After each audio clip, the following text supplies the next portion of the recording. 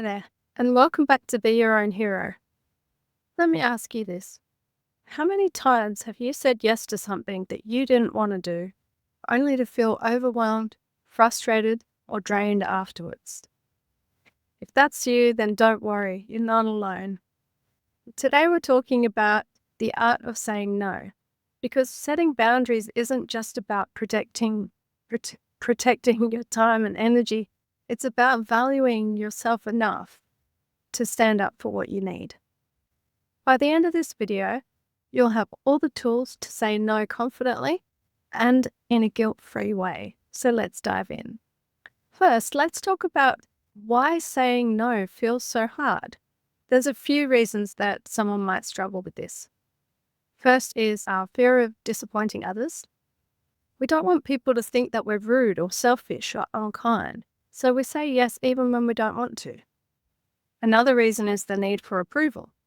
Saying yes can feel like the easiest way to stay liked and really to avoid conflict. Third is the fear of missing out. Sometimes we say yes because we're afraid of missing out on opportunities, even when we're already stretched too thin. The truth is, every time you say yes to something that doesn't serve you, you're saying no to something that does. And learning to say no isn't just about turning people down. It's about saying yes to yourself. All right, so how do we do that? Step one is to reframe what saying no means. So mastering the art of saying no, it's really about reframing how you think about it.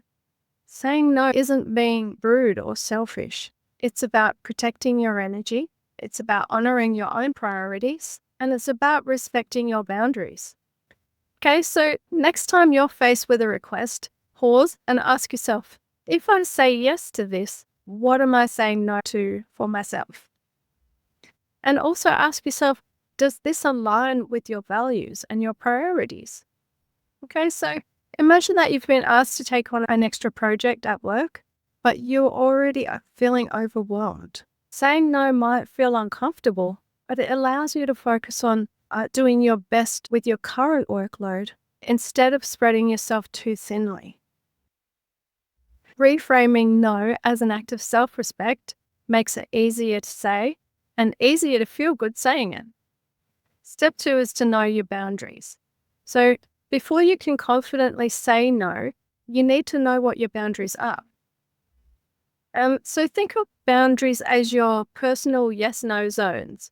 They're the limits that protect your time, energy, and emotional well-being. Okay, so how to identify your boundaries? Well, the first way is to reflect on your past experiences. When have you felt resentful or burnt out?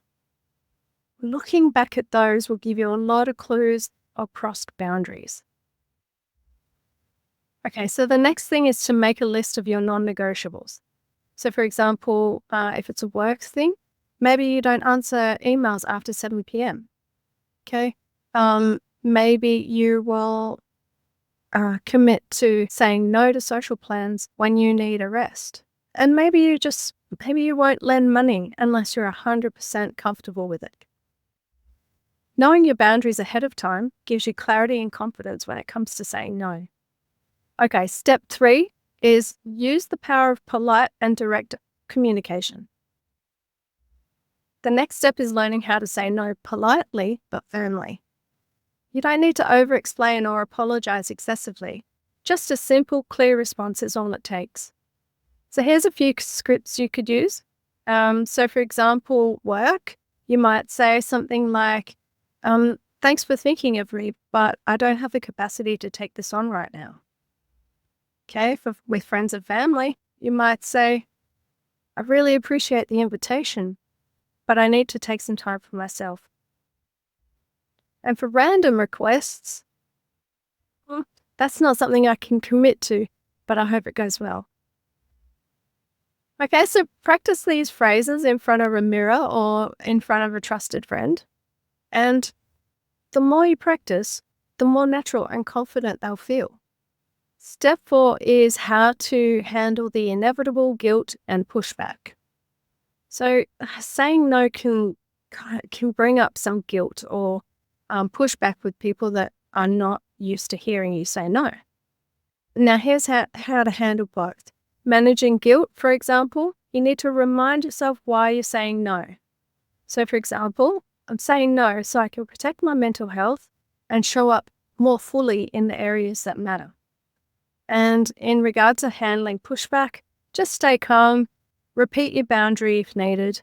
For example, you might say, look, I understand this is important to you, but I can't commit right now. If the person insists, it's okay to disengage or redirect the conversation. So remember, the people who truly care about you, they will respect your boundaries, even if it takes them some time to adjust. Okay, 5 is celebrate your wins. So you're going to hear me say that a lot. Every time you say no and stick to your boundaries, you need to celebrate because that's a win for you. It means you're moving forward and you're growing in confidence.